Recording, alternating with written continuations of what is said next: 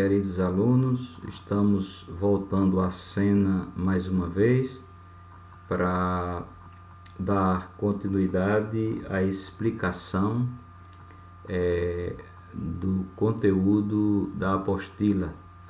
Ela foi explicada a primeira parte na primeira aula e agora vamos explicar a segunda parte para que o assunto fique bem esclarecido.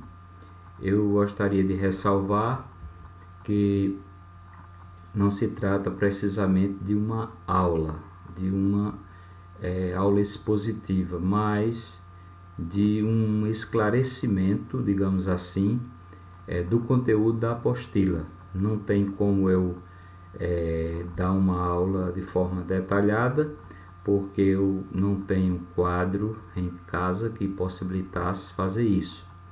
Mas de qualquer forma, vocês têm a apostila aí que eu estou remetendo.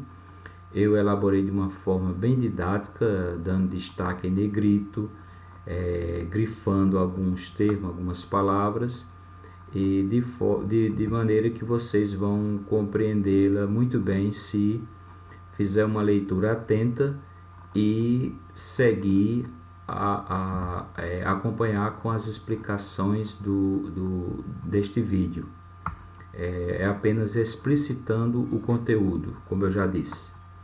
Então, nesse segundo momento, nós vamos explicar o assunto, concluir o assunto, aliás, e logo em seguida nós vamos fazer um estudo sobre Emile Durkheim, o segundo sociólogo clássico, depois Max Weber e finalmente Karl Marx. Eu preferi fazer um estudo desses personagens, dessas personalidades, porque na verdade são as principais figuras da sociologia e para uma melhor compreensão dos assuntos de sociologia. Então vamos lá. Augusto Comte, eu vou fazer uma leitura aqui detalhada e vou explicando os assuntos para que não fique dúvida, já que nós estamos à distância. Então veja bem, Augusto Comte é considerado, como foi dito na aula anterior, o pai da sociologia. O filósofo é o primeiro a teorizar a necessidade de uma ciência da sociedade. Como foi dito, ele tinha uma imensa preocupação de criar uma ciência que estudasse a sociedade e apontasse caminhos para ela, porque até então as ciências que existiam eram a física, a química, a biologia e eram ciências voltadas mais para o estudo da natureza, inclusive a própria astronomia. Mas não existia uma ciência que estudasse as relações sociais, que estudasse os problemas da sociedade. Então ele teve essa preocupação, e passou a idealizar a criação de uma ciência voltada para o estudo da sociedade. Então ele pensava em uma ciência que reorganizasse a sociedade e a colocasse no seu devido lugar.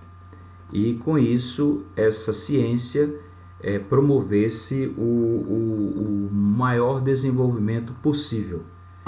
Porque não era só importante estudar e organizar a sociedade, era importante também que promovesse o desenvolvimento social. Então, mesmo sendo de família monarquista, como foi dito, ele era de uma família ligada à monarquia. Para melhor compreensão, a monarquia é o governo de reis, de imperadores, e na França, na época, imperava a monarquia do rei Luís XVI. Então, o rei tinha um poder absoluto, era absolutista. Por que o rei tinha um poder absoluto? Porque ele concentrava nas suas mãos todo o poder de administrar, de fazer as leis e também de julgar de acordo com essas leis. Então, concentrava em suas mãos todo o poder do Estado. Tanto é verdade que, de acordo com a história, o rei Luís XVI chegou a dizer: o Estado sou eu, justamente porque ele era, digamos assim, a expressão do Estado. O Estado se manifestava através dele. Então a monarquia tem essa característica de poder absoluto, em que o rei tinha um poder divino dado por Deus para ser rei e comandar a sua nação e administrar, fazer as leis e julgar de acordo com elas. Então, Augusto Conte era de uma família ligada à monarquia e acreditava nos ideais da Revolução Francesa. Na época, a Revolução Francesa estava em grande efervescência e ele tinha dava total crédito à Revolução Francesa. Apesar de ser monarquista, ele torcia que a Revolução Francesa trouxesse um novo regime, chamado regime ou ideais republicanos, porque através dos ideais republicanos surgiria uma república, e com a república o poder do Estado, que era absoluto e comandado pelo rei, passaria a ser comandado por três, digamos assim, por três poderes: um para administrar o país, outro para fazer as leis, que é o poder legislativo, né, para administrar o poder executivo, e finalmente o outro poder para julgar de acordo com as leis, que seria o poder judiciário ou a justiça. A República tem essa característica: ela divide o Estado em três funções distintas, que atuam de forma harmônica e independentes. Na monarquia, não. Como eu falei, na monarquia o rei era tudo, então ele tinha o poder absoluto.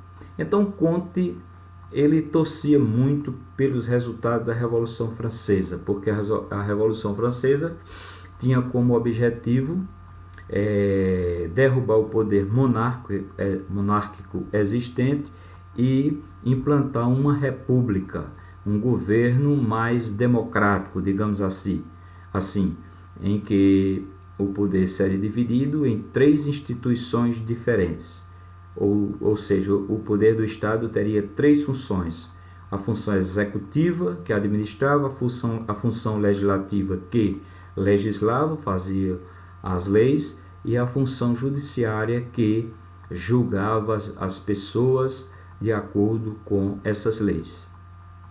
Então, Conte torcia bastante para que a república fosse implantada. Por quê? Porque com a república ele achava uma grande, maior possibilidade de a ciência social, a sociologia, se desenvolver. Aliás, a ciência como um todo se desenvolver mais, e a tecnologia. Até porque antes da Revolução Francesa, que se deu em 1789, em torno de 35 a 40 anos atrás, surgiu a chamada Revolução Industrial. A Revolução Industrial ocorreu através do desenvolvimento da indústria, com o surgimento do motor a vapor.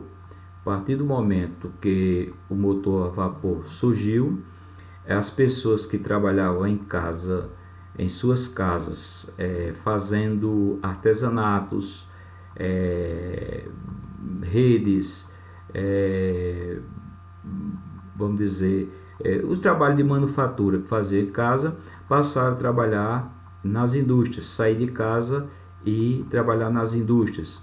O homem do campo deixou a zona rural e foi para a cidade em busca de trabalho nas indústrias. Então isso aí ficou conhecido como a Revolução Industrial, porque até esse momento a indústria praticamente não existia. Existiam oficinas caseiras, onde os comerciantes compravam toda a produção e vendiam nos mercados. Então, Comte queria que, com o surgimento da nova ciência, com o surgimento da Revolução Francesa, e em razão do aparecimento há alguns anos atrás da Revolução Industrial, a sociologia reorganizasse a sociedade e contribuísse para o seu desenvolvimento através do emprego do pensamento científico. A ciência seria, digamos assim, o carro-chefe que conduziria o desenvolvimento e a organização da sociedade. Então, a Revolução Industrial, impulsionada na primeira metade do século XIX, principalmente pelo motor movido a vapor, também era crucial para o desenvolvimento.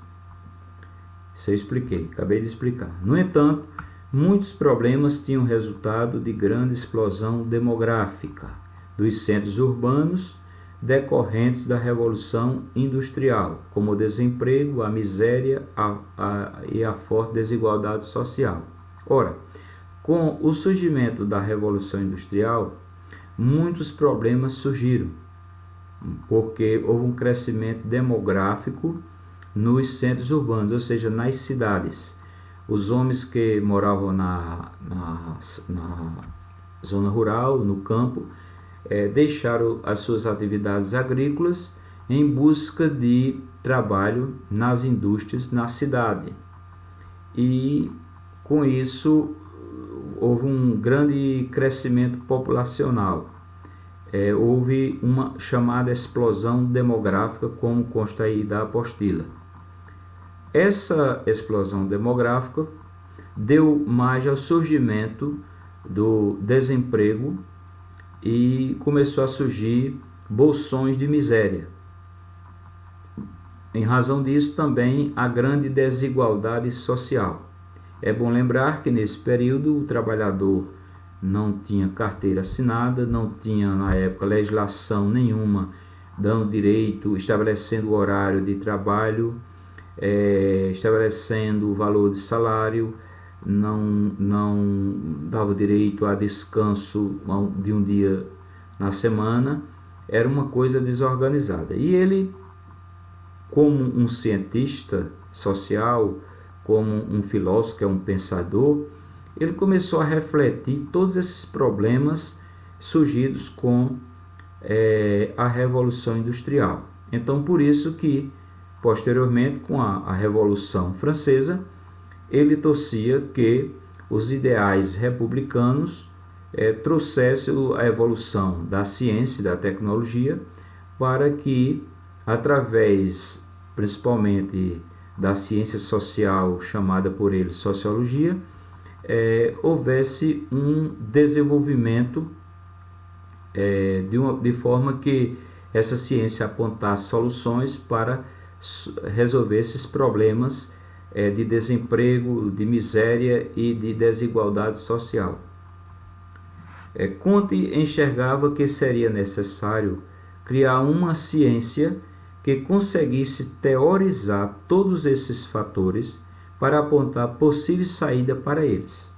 Aí está bem claro, quer dizer, o objetivo dele era que através dessa ciência criada por ele, a sociologia, ela apontasse caminhos para resolução, ou seja, para resolver todos os problemas surgidos a partir da Revolução Industrial, porque foi criada com ela uma grande desigualdade social. Comte propôs uma ciência chamada, em um primeiro momento, de física social. Nós falamos isso, física social, e depois de sociologia. Então, de imediato, ele chamou a ciência criada por ele de física social e depois a denominou de sociologia, que permanece até os dias de hoje. Então, com a criação da sociologia, ela passou, como se diz, a ser utilizada como ciência, porque foram utilizados métodos científicos, ou seja, métodos foram adotados para, como se diz, detectar os problemas sociais. E esses métodos eram métodos adquiridos, ou vamos dizer, advindos das ciências naturais. Por isso que ele chamou física social no primeiro momento, depois mudou para sociologia. Mas ele adotou a observação e a experimentação. A observação é um dos métodos em que os cientistas da física, da química, da biologia utilizam para observar os fatos e chegar a determinadas conclusões. Então ele levou esse método também para a sociologia. Ela deveria olhar, observar os fatos sociais e até fazer determinadas experimentações e chegar a determinadas conclusões para a resolução dos problemas que surgiram a partir da Revolução Industrial. Esse método encontraria as mesmas estruturas e leis que existem na física. Acabamos de dizer isso. Porém, na sociedade, ela seria aplicada. Nasce aí a sociologia, que seria mais bem delimitada mais tarde com o pensador Emile Durkheim, que nós vamos estudar posteriormente. Esse sociólogo veio logo depois de Kant e recebeu uma grande influência das teorias de Kant para criar suas teorias no campo da sociologia. Então é um dos autores de grande importância e ele tem teorias mais diferentes de Kant, mas de grande importância para a sociedade, principalmente para a ciência denominada sociologia. Então, criou um método de operação próprio para a sociologia, que é o método de observação, um método de experimentação que ele transportou das ciências físicas. Como foi dito, Kant também foi o primeiro teórico a estabelecer as raízes do positivismo, que tem base no cientificismo, ou seja, embasamento científico baseado na ciência. O positivismo foi a corrente de pensamento criada por ele, que visava uma sociedade com ordem, com organização bem estruturada e sobretudo com o progresso. O positivismo pregava isso, ordem e progresso, através da aplicação dos métodos científicos. Então, para Kant, o Deus da sociedade seria a ciência, não mais o Deus criado pela teologia, que teve êxito antes do surgimento de Kant, porque tudo era explicado através da divindade, através das coisas transcendentais. Por isso que existiam muitos deuses. Existia o Deus do ar, o Deus do mar, o Deus do amor, o Deus de tudo. Foram criados diversos deuses para explicar os fenômenos. Então, se os marinheiros estavam no mar e enfrentavam uma torrente forte que quisesse comprometer a embarcação, eles invocavam o Deus do mar para que acalmasse as correntes marítimas. Então tudo era explicado através dos deuses, mas a partir da ciência, segundo Comte, tudo seria explicado de forma científica e não mais de forma transcendental. Então, segundo o pensador, o positivismo era o que o ser humano tinha criado de mais profundo e organizado. Era o entendimento dele, que era o positivismo era o que o ser humano tinha criado de mais profundo e organizado. A observação e o entendimento da natureza com base no trabalho científico. Então, para ele, a partir daquele momento, com a criação da ciência, da corrente de pensamento chamada positivismo, tudo seria diferente, porque tudo seria explicado de modo científico, de modo a ser comprovado, após a observação, a experimentação dos fatos. Tudo seria explicado com base na ciência e não mais com base em pensamentos teológicos ou em poderes divinos. O positivismo seria expresso pelo trabalho integrado entre ciência e política. Para Comte, apesar de ele defender que a ciência seria aplicada aos problemas sociais, mas também ela estava intimamente ligada, vinculada à política. Agora mesmo a gente está vendo aí um conflito político e científico, porque as recomendações médicas da Organização Mundial de Saúde é de isolamento das pessoas. No entanto, o poder central, através do presidente da República, vem defendendo que esse isolamento seja quebrado, que as pessoas saiam às ruas normalmente e tenham sua vida normal. Então é um conflito político entre ciência e política. Está bem claro isso. Bom, continuando. O positivismo seria expresso pelo trabalho integrado entre ciência e política, visando ao desenvolvimento da sociedade. Então, para haver o desenvolvimento da sociedade, não poderia haver só a preocupação da ciência e nem só dos meios políticos. Tinha que haver uma integração entre ciência e política com o mesmo objetivo: desenvolver a ordem social. E é por isso que na nossa bandeira, como existe o lema lá, ordem e progresso, porque é um lema surgido a partir das ideias positivistas de Augusto Comte. Comte defendia a existência de 3 estados ou estágios.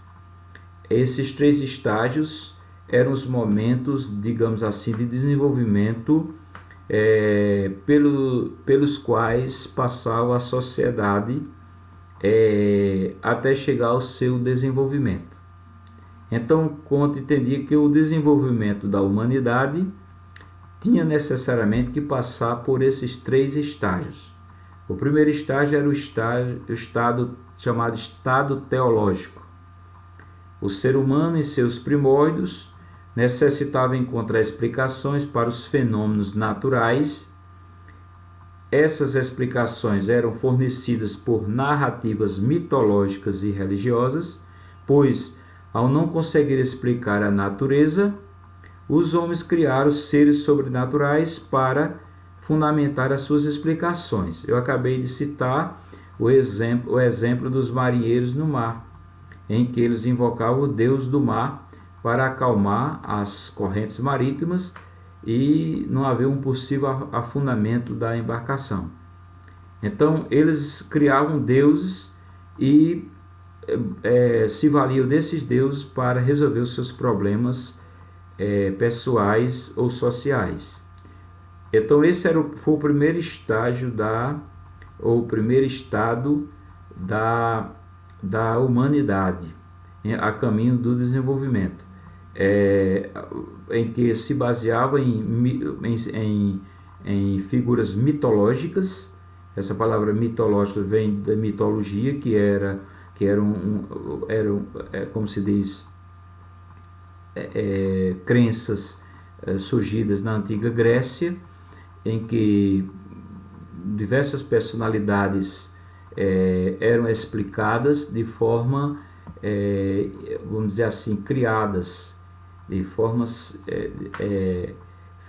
de ficção, digamos assim, eram ficção criadas pelos os gregos para explicar os seus problemas. E tem as questões religiosas, as seitas, as religiões também tentavam explicar a natureza através de ideias transcendentais. Então esse foi o primeiro estado teológico. O segundo estágio é o estágio metafísico. O estado metafísico, esse segundo ponto do desenvolvimento, consiste no início da filosofia. O ser humano já não se contentava mais com as explicações religiosas e passou a formular teorias racionais. Bom, o estado metafísico já é um estado mais avançado, em que o ser humano não precisa mais de criar deuses, de criar figuras mitológicas e invocá-las para resolver os seus problemas. Agora surgia a filosofia e, através do pensamento, digamos assim, metafísico, meta quer dizer ao lado, está ao lado da física. Então, através do pensamento metafísico, eles passariam a pensar, a refletir, a analisar e tentar encontrar de forma racional, usar o raciocínio para a resolução dos seus problemas. Aí a sociedade deu um pulo e já há um desenvolvimento em termos de estágio de pensamento. O ser humano não está mais vinculado a criações teológicas, a criações, a resolver seus problemas baseados em crenças mitológicas ou religiosas. Agora ele passaria a acreditar nele como ser humano, como homem racional, e tentar resolver os seus problemas sem necessidade de invocar a figuras, a personalidades transcendentais.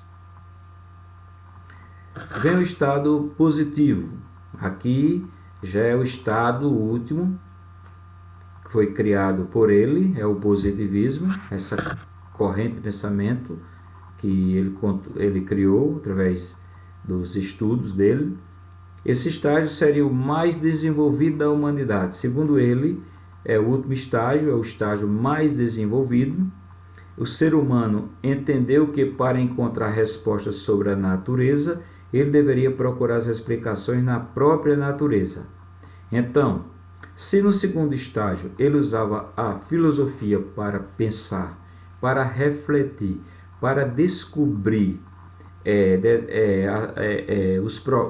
onde estavam as causas de seus problemas, agora ele ia pesquisar. Através do positivismo, ele usaria a ciência, e a ciência, através dos seus métodos, ou seja, métodos de observação, experimentação e de comparação e outros métodos, a ciência passaria a descobrir as causas dos problemas, como acontece hoje em dia. A ciência está tentando agora descobrir uma vacina para essa doença denominada coronavírus, essa gripe criada pelo coronavírus. Então,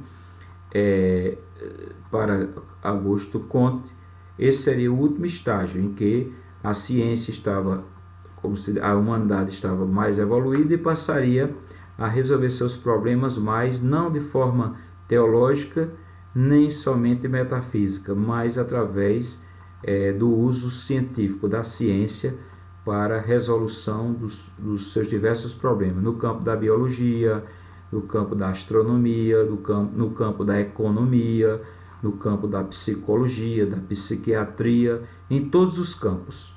Seria possível a resolução de problemas com o uso da ciência. Isso aí é o que ficou denominado de positivismo ou corrente positivista.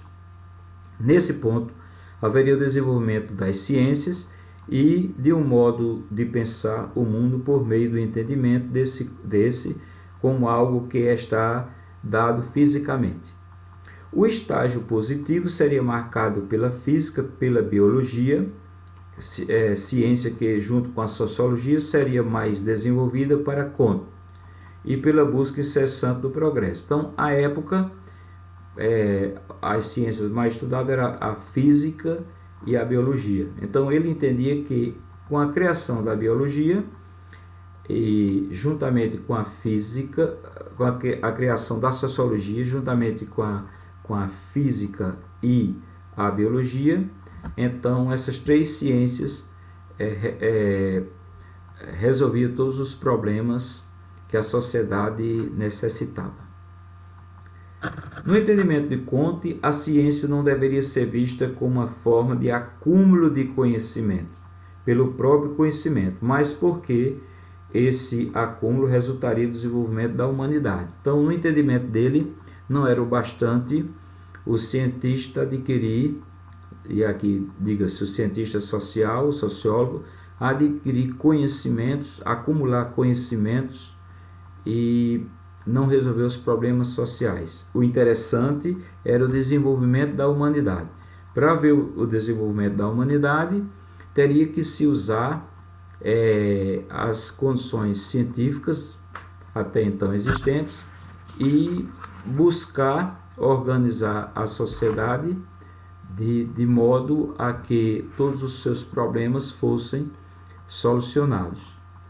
O ser humano consegue, por meio da ciência, entender a natureza, a complexa sociedade, com a sociologia, desenvolver as tecnologias que melhoram a sua vida e modificar o seu meio político.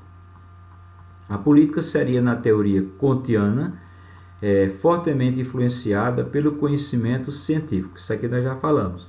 Então, não havia uma desvinculação entre política e ciência. Ambas caminhariam juntas e a política receberia a influência do conhecimento científico. Não seria o contrário. Não seria o contrário a política comandar a ciência. Seria certo a ciência influenciar a política e mostrar que a política também é uma ciência que poderia ser usada de forma científica, não de forma idealizada, né? Sem nenhum embasamento concreto baseado na ciência. A política seria, na teoria kantiana, fortemente influenciada pelo conhecimento científico, que ensinaria a necessidade da ordem para a obtenção da ordem e do progresso. Ele bateu muito nessa tecla da ordem. Para haver desenvolvimento social, ou seja, desenvolvimento da humanidade, seria necessário a organização da sociedade e a manutenção da ordem. É tanto que os governos militares no Brasil, eles tiveram assim, eu não sei se chegaram a estudar as teorias de Kant, mas em termos práticos, eles usaram essa teoria, porque passaram a manter uma certa rigidez ou controle em relação à sociedade. E aí, por isso que nós temos na nossa bandeira o lema ordem e progresso. Quer dizer, para Kant, só existiria progresso se fosse ordenada a sociedade, houvesse uma organização social, portanto houvesse uma ordem social. Não poderia haver, como se diz, uma desorganização no meio social. Aí embaixo tem uma figurinha, tem uma imagenzinha da bandeira do Brasil. E logo abaixo diz: o lema ordem e progresso na bandeira do Brasil é inspirado no lema do positivismo de Augusto Comte. Amor como princípio, está entre aspas, você pode olhar que está aí entre aspas, diz assim: amor como princípio e ordem como base, progresso como meta. Então esse era o lema do positivismo criado por Augusto Comte. Amor como princípio e ordem como base, progresso como meta. Vários dos envolvidos no golpe militar, que depuseram o Império do Brasil e proclamaram o país como uma república, foram seguidores das ideias de Comte. Na Primeira República, eu falei nisso, na Primeira República de 1889, que foi implantada no Brasil logo depois da monarquia, quando depuseram o imperador Dom Pedro II, se estabeleceu no Brasil a República, foi implantada a República, e aí os republicanos da época adotaram esse lema de ordem e progresso que perdura até hoje em muitos setores da sociedade brasileira. Logo abaixo aí tem algumas frases de Augusto Comte que eu coloquei para vocês terem uma ideia do pensamento dele.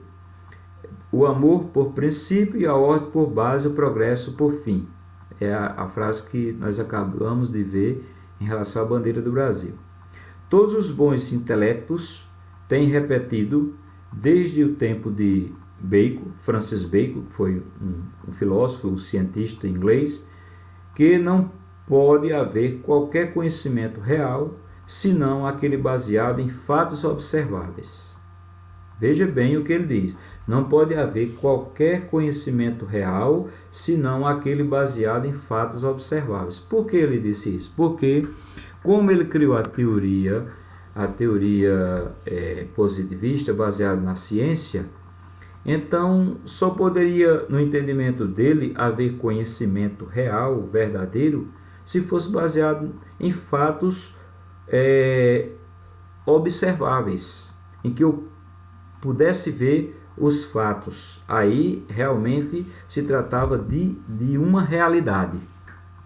Não era como no tempo dos fatos, digamos, dos fatos não, das questões teológicas ou mitológicas, que não eram baseados em fatos, eram baseados em criações, digamos assim, mentais das pessoas da época, por falta de visão, digamos assim, filosófica e científica, e então as pessoas passavam a criar, a ter crenças para resolver os seus problemas. Se tinha uma doença grande, invocavam os deuses, invocavam figuras mitológicas para resolver aquela doença, e não a medicina, porque não existia a ciência chamada medicina ainda. Então ele diz que só pode haver o desenvolvimento real a partir de fatos observáveis. Viver para os outros não é somente a lei do dever, mas também a da felicidade. Então não é bastante para ser feliz cumprir o dever, né? O importante é ser feliz. A gente tem que cumprir os deveres, no entendimento de Comte, sendo feliz. Cumprir os deveres para não manter um bem-estar pessoal e um pouco de felicidade não tem muito, digamos assim, muita importância, né, no entendimento de Augusto Comte. Saber para prever a fim de poder. Saber para prever a fim de poder. Então, para Comte, saber, ou seja, adquirir conhecimento, era uma forma de prever as coisas para poder ter algum poder. Isso aqui foi dito com outras palavras, salvo engano, pelo Maquiavel. Maquiavel escreveu um livro intitulado O Príncipe, e nas suas teorias, salvo engano, ele fala que o conhecimento traz o poder, né? Então, de alguma forma, quando a gente tem o conhecimento, tem algum poder, porque a gente sabe por onde deve caminhar, como deve fazer, de que forma deve fazer, para que não caia em certa situação. Por isso que é muito importante o conhecimento para o ser humano. Bom, chegamos ao final. Vocês vão fazer aí algumas questões que eu elaborei, vão me responder. Tem até a próxima sexta-feira para entregar. Eu pediria, como agora foram formados grupos de alunos, nós temos o grupo de Sociologia dos 3 primeiros, é um grupo só, Sociologia dos 3 segundos e o grupo de Sociologia do terceiro. Então, eu pediria a vocês que postassem as atividades nos grupos, porque quando eu abrir, vou encontrar todos os trabalhos lá, e não no privado, porque eu fico tendo que abrir um por um, e isso tem dado um trabalho medonho. Então, eu espero que eu tenha esclarecido bem o conteúdo da apostila. Quero desejar um abraço a todos e uma boa quarentena. Continuem ocupando o tempo com coisas positivas, não fiquem pensando tolices, procurem alimentar o seu sonho através dos estudos, assistam vídeos, palestras boas e aproveite bem o tempo, faça exercícios em casa, procure ocupar o tempo da melhor maneira possível.